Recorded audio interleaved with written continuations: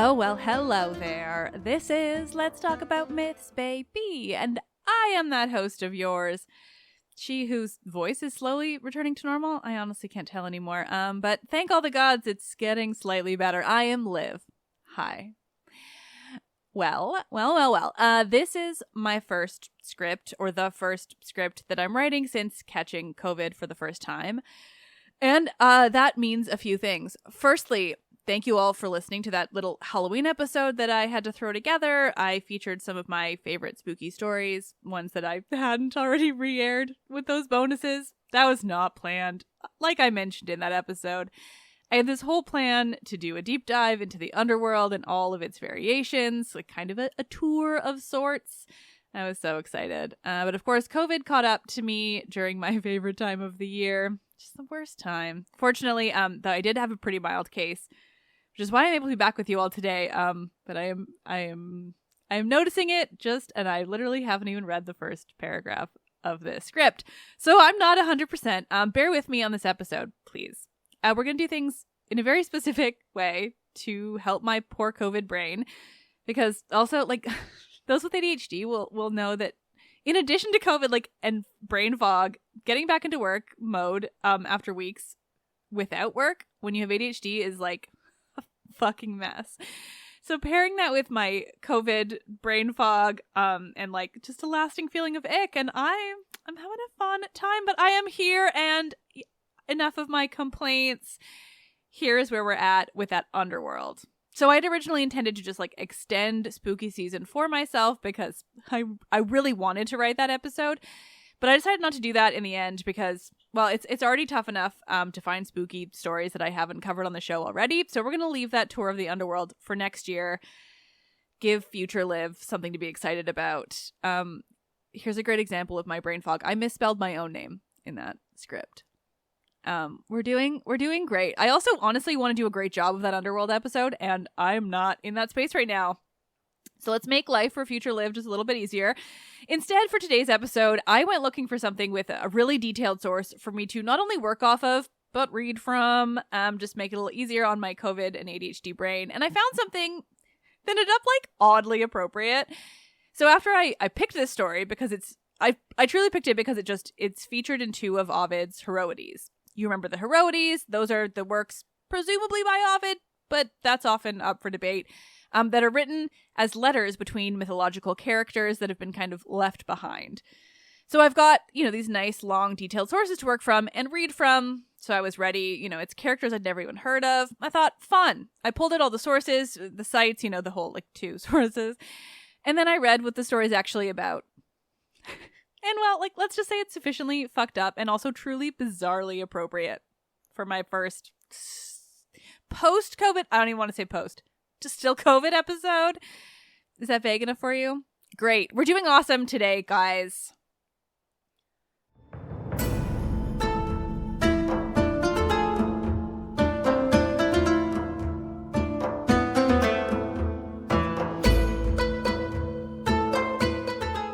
This is episode 236. Giving Lovesick a whole new meaning. Acontius and Cydippe.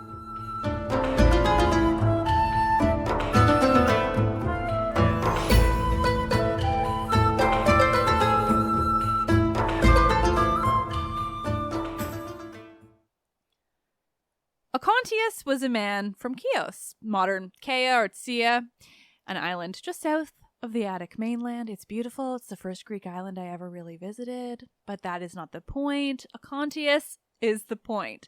And Acontius fell in love with a woman named Cydippe. Some say she was Athenian, others that she was from the island of Naxos. Their love was unconventional. Though I suppose not quite so unconventional for Greek myth. And because of how the sourcing on this story works, we have very little detail about the earliest days of their romance, if that's what we're going to call it, beyond its basics. This is a really odd story to retell because it appears in only two main sources. Ovid's Heroides, though again, it makes up two of the double Heroides, which are often like hotly debated in terms of whether or not Ovid actually wrote them. Regardless, these are the sources. And a very, very fragmented poem by Callimachus. Callimachus' poem contains some details that Ovid's Heroides does not, but it's also ridiculously fragmentary and missing like the plot. So I'm just going to try to use that to our advantage, along with readings from Ovid's Heroides to add more detail. And frankly, we're going to hope for the best. Honestly, a huge part of this is readings alongside me narrating it. Kind of something new. But if I'm honest with you all, I'm really struggling to function. So this is what is working for us in order to make this episode exist. See, Acontius and Cydippe, they may have been from different islands, but they met on the island of Delos. There, Cydippe was worshipping Artemis, and that is where Acontius fell in love with her. That is, he spotted her from afar, he found her attractive, he decided he was in love. This is, after all, a Greek myth.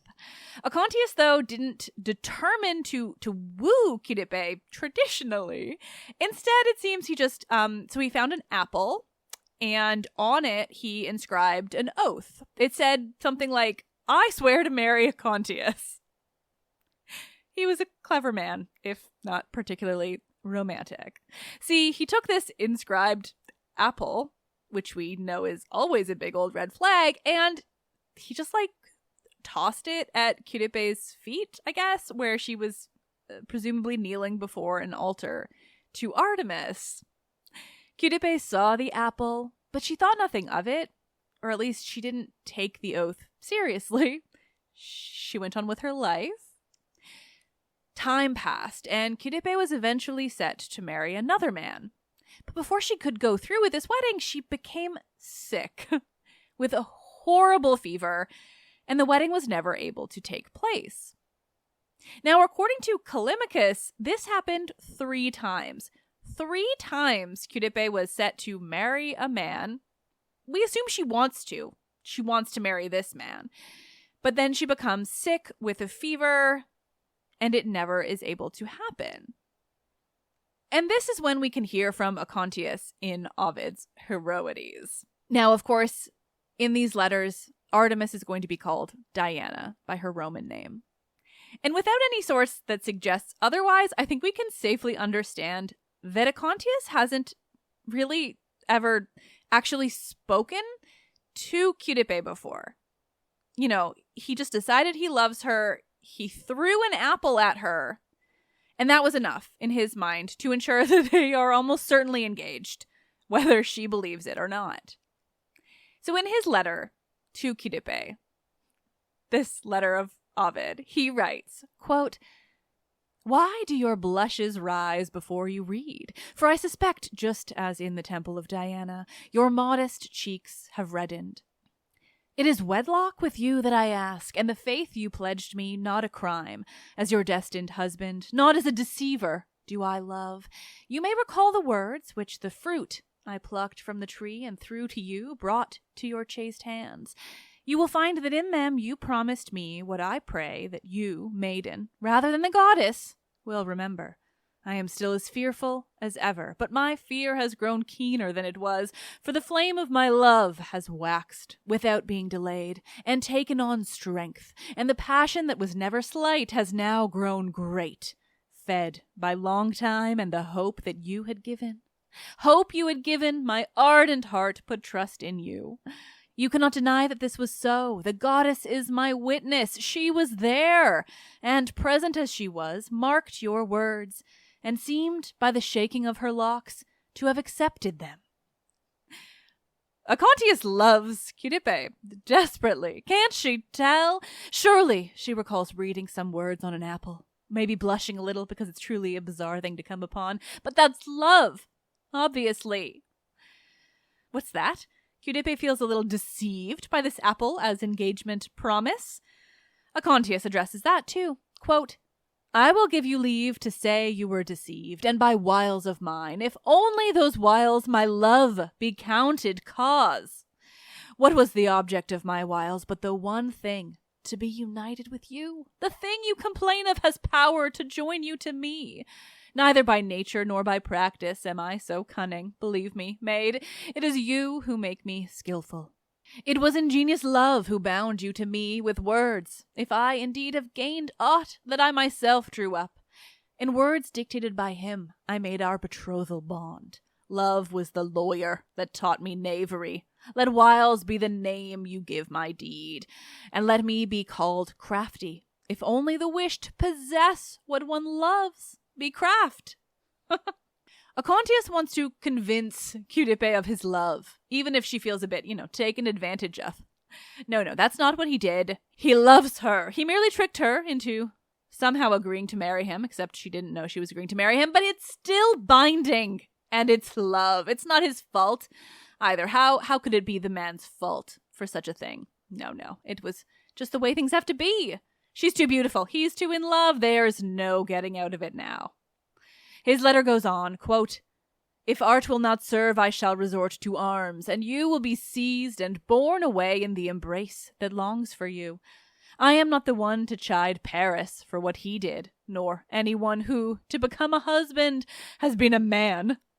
I too, but I say nothing. Allow that death is fit punishment for this theft of you. It will be less than not to have possessed you. Or you should have been less beauty. Would you be wooed by modest means? 'Tis by your charms I am driven to be bold. This is your work, and that of your eyes, brighter than the fiery stars, and the cause of my burning love.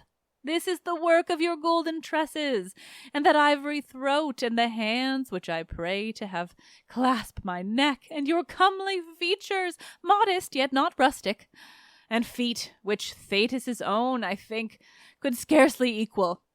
If I could praise the rest of your charms, I should be happier, yet I doubt not what the work is like in all its parts. Compelled by beauty such as this, it is no cause for marvel, if I wished to pledge of your word." That's right. Acontius is saying in this, so dramatic and not at all horrifying letter, I'm willing to die for you. I'm just like Paris, falling for Helen. Nothing I do to get you to fall in love with me is my fault, and death is worth it all. Oh, and obviously it's your fault, Cydippe, that I'm so in love with you. It's your beauty, your charms, it's your pretty hair, and your pretty, gods, everything. This man is not at all horrifying, not at all toxic masculinity incarnate. No, he's in love, damn it.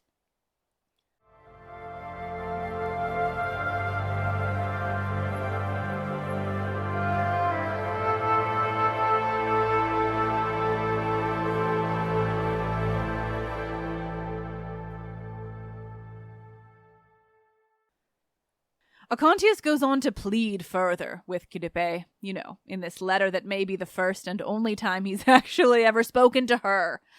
And it's still only in the form of a letter. He goes on to ask why she's allowed to complain about being caught, ensnared by him in such a way. He compares her to Hesione, the Trojan woman who was taken as a spoil of war when Heracles and Telamon first sacked Troy. And he compares her to Briseis, the far more famous spoil of war, taken by Achilles. Great examples of romance, Acontius. You are a stand-up fellow. He goes on to tell Cydippe that she's allowed to be angry with him. That's fine. He'll wear her down. Quote, "But bind me not with shackles nor with chains. I shall be kept in bonds by unyielding love for you. When your anger shall have had full course and is sated well, you will say to yourself, how enduring is his love? You will say to yourself, when you have seen me bearing all, he who is a slave so well, let him be a slave to me. Now, unhappy, I am arraigned in my absence, and by cause, though excellent, is lost, because no one appears for me." Then, of course, Acontius goes on to explain how none of this is entirely his fault.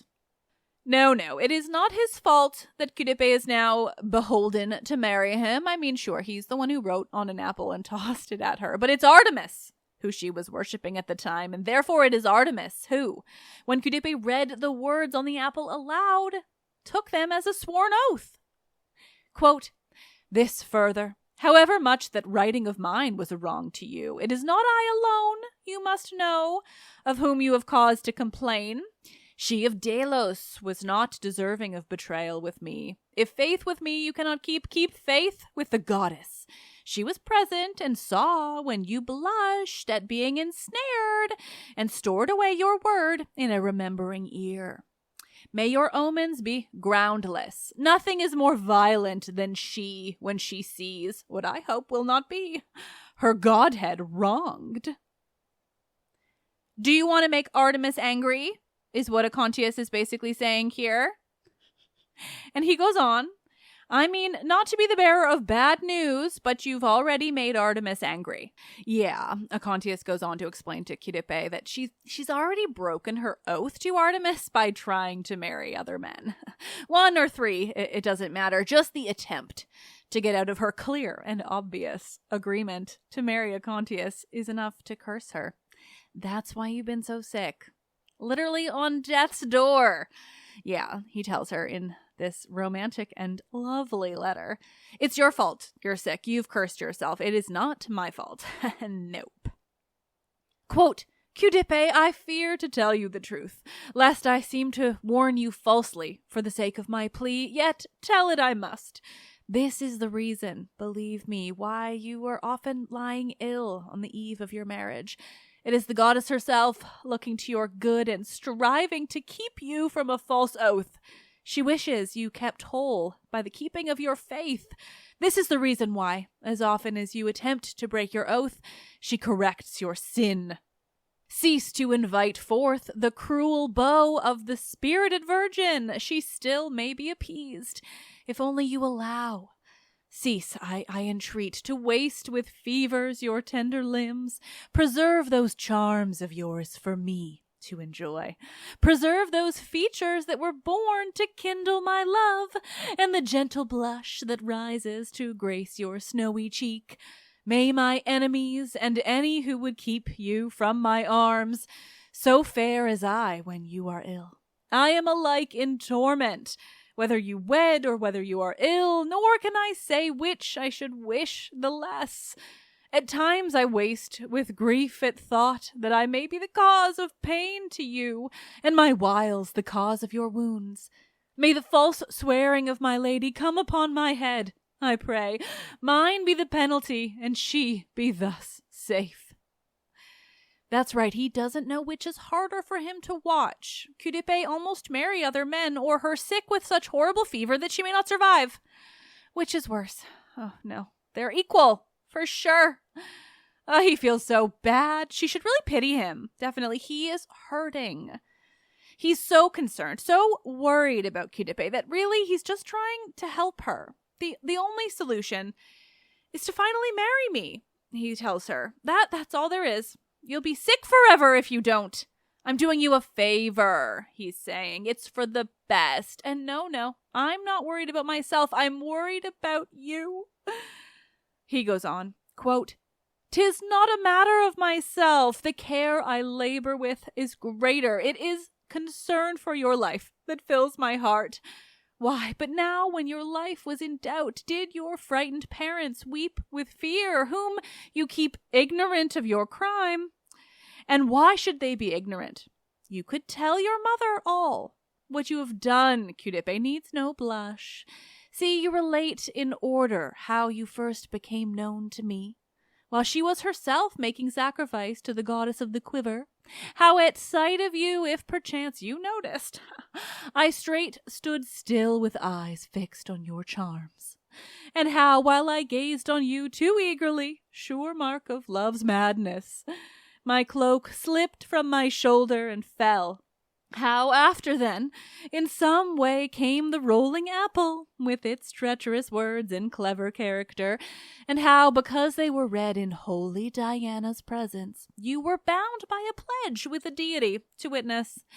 For fear that after all she may not know the import of the writing, repeat now again to her the words once read by you, Wed, I pray, she will say, him to whom the good gods join you, the one you swore should be.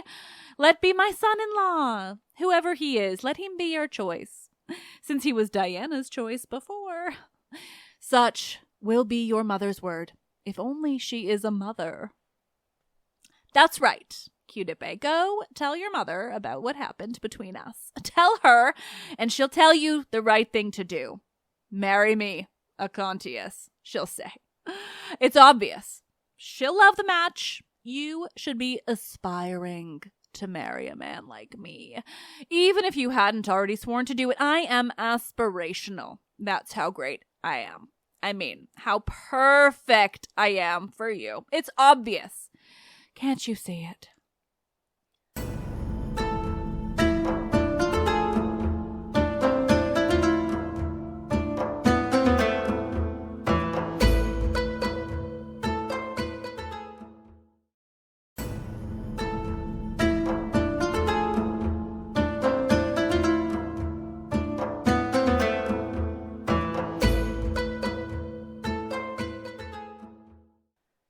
Okay, I know this story is utterly absurd, but I am having a ball.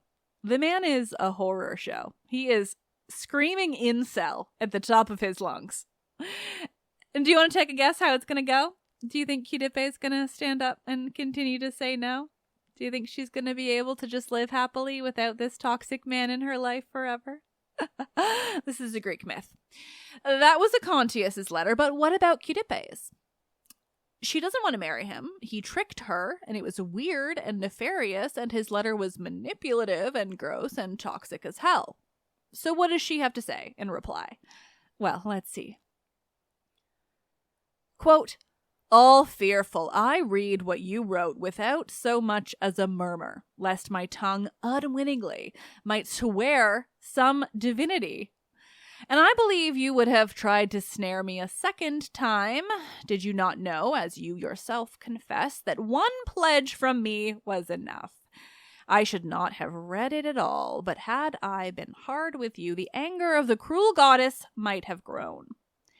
Though I do everything, though I offer duteous incense to Diana, she nonetheless favors you more than your due, and as you are eager for me to believe, avenges you with unforgetting anger. Scarce was she toward her own Hippolytus, yet the maiden goddess had done better to favor the years of a maiden like me, years which I fear she wishes few for me. Yeah, Cydippe is not happy about this. It's kind of fucked up. She's basically telling him. But she goes on. She talks about how sick she has been, how the doctors haven't been able to figure out what's wrong with her, how she can barely move. She's pale and sickly, and it's just been utterly horrific for so long. She is horrified that someone will find out that he has written to her, let alone that she is replying to him. She's worried about everything now that she's been tricked in such a way. How else might he trick her? Will he have her read something else that will tie her to something she doesn't even know about for eternity? She's just living in fear of this man and his deception. Quote, is this the reward that falls to my beauty, proud in your praise? Must I suffer for having pleased? If I had seemed misshapen to you, and would I had, you would have thought ill of my body, and now it would need no help. But I met with praise, and now I groan. Now you too, with your strife, are my despair, and my own beauty itself wounds me. Whew. She goes on, questioning Acontius and what he is capable of. Quote, tell me now, and deceive me not in your wonted way. What will you do from hatred? When you harm me so from love. If you injure one you love, it will be the reason to love your foe. To save me, I pray you, will to wish my doom. Either you care no longer for the hoped-for maid, whom with hard heart you are letting waste away to an unworthy death, or if in vain you beseech for me the cruel goddess, why boast yourself to me? You have no favor with her. Choose which case you will. You do not wish to placate Diana. You have forgotten me. You have no power with her. It's she who has forgotten you. She goes on to talk about the fateful day, how she had traveled to Delos for the first time, how she was so moved by the sacred island, taken by its beauty and its divinity, that she was swept up by it all. She talks about how it happened, how he tied her fate to his. Quote, "Straightway setting forth, we greet the deities to whom the isle is consecrate, and offer up the golden incense and the wine. And while my mother stains the altars with votive blood, and piles the solemn entrails on the smoking altar flames, my busy nurse conducts me to other temples also, and we stray with wandering step about the holy precincts. And now I walk in the porticos, now I look with wonder on the gifts of kings and the statues everywhere. I look with wonder, too, on the altar built of countless horns, and the tree that stayed the goddess in her throes, all things else that Delos holds. For memory would not serve, nor mood allow, to tell of all I looked on there. Perhaps, thus gazing, I was gazed upon by you, Acontius, and my simple nature seemed an easy prey. I returned to Diana's temple. With its lofty approach of steps, ought any place to be safer than this? When there is thrown before my feet an apple, with this verse that follows. Ah me, now again I almost made oath to you. Nurse took it up, looked in amaze, and read it through, she said. I read your treacherous verse, O mighty poet. At mention of the name of wedlock, I was confused and shamed, and felt the blushes cover all my face, and my eyes I kept upon my bosom as if fastened there, those eyes that were made ministers to your intent. Cydippe is angry. She recalls how horrified she was having read it, how embarrassed to have read such a thing out loud. Why, if you were so in love with me, so interested in marrying me, would you choose to force me rather than court me? Why compulsion over romance? I didn't swear any oath, she writes to Acontius. I may have read some words that sounded like an oath, but I did not swear one. But oh, she continues, how sick I am. She speaks of her fever, how ill she is and how she has been for so long, how she watches her parents cry over her, how they wanted to light her wedding torch but instead have to prepare for her death. She talks about the man that she was meant to marry, how he sits with her, but now he seems to suspect her, how his kindness has changed, he's not the same, and how she has caused it. Because now that she knows what Acontius did, she can't even look at him the same, and so she has to feel guilty too.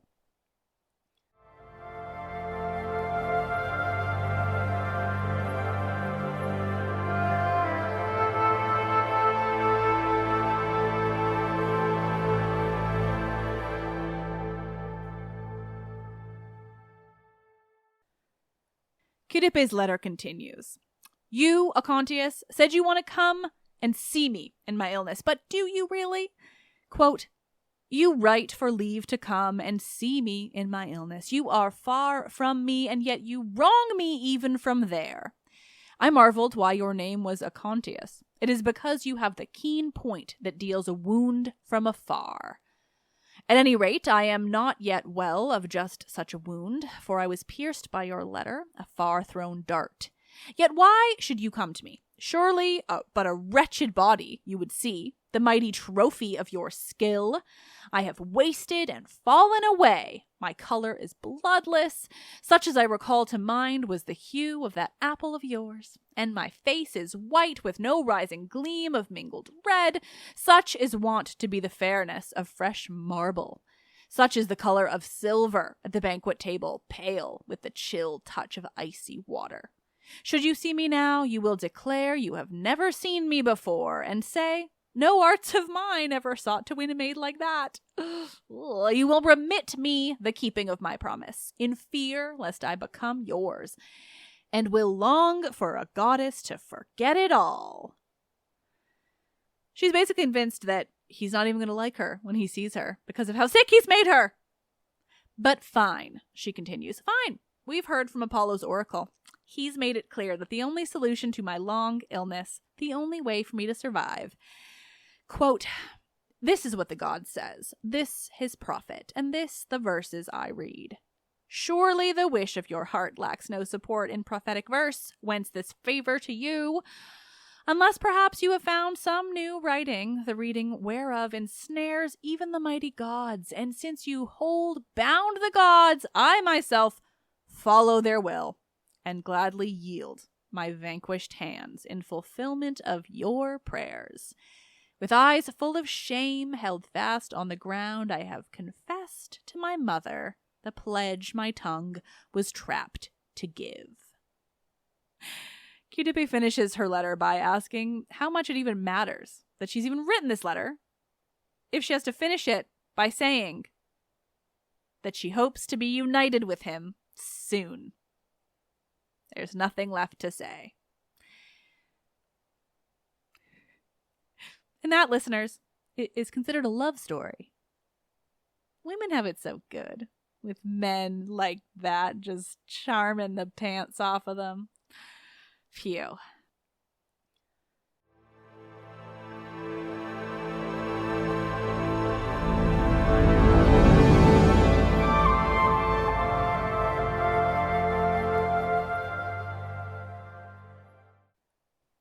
Nerds. Thank you so much for listening, as always. Now, I don't normally rely on quotes like that so much to tell the story. I mean, unless it's, I guess Seneca. But these were extenuating circumstances, COVID circumstances, that meant that I honestly really struggled to write anything coherent. So thankfully I had Ovid to rely on. Plus, this story was fucking bananas, so I'm kind of glad I got to read so much of those letters. They sure do tell the story well. You really get to experience the wonder, the romance, the healthy relationship that is Acontius and Cydippe. It might also have resulted in my most sarcastic episode ever, because surely that was unavoidable. But for real, I also picked this story before reading any of the details, like I said, and then I read that the whole thing was about her being sick, and I thought, clearly this is the right call. Add the bonus silly detail that I spent about a week of my COVID symptoms wearing a Naxos hoodie, where she's from, and I just think that's truly perfect. And frankly, I've now talked way too long and my head hurts way too much to continue. So I will leave you with the credits and the hope that I am back to 100% next week. But I don't know at this point, having read this. Oh my god. Fortunately, on Friday, I have an episode with fan favorite and all-around lovely human Elodie Harper to talk about the final book in her Wolf Den series, recorded long before I caught the plague. Let's Talk About Myths, Baby is written and produced by me, Liv Albert. Michaela Smith is the Hermes to my Olympians, perhaps more colloquially known as my assistant producer. The podcast is hosted and monetized by iHeartMedia. Listen on Spotify or wherever you get your podcasts. Help me continue bringing you the world of Greek mythology and the ancient Mediterranean by becoming a patron, where you'll get bonus episodes and more. Visit patreon.com/mythsbaby or click the link in this episode's description. Thank you all. You are the best. I am Liv, and I love this shit. I will love it more when my brain functions again. I kind of rely on it.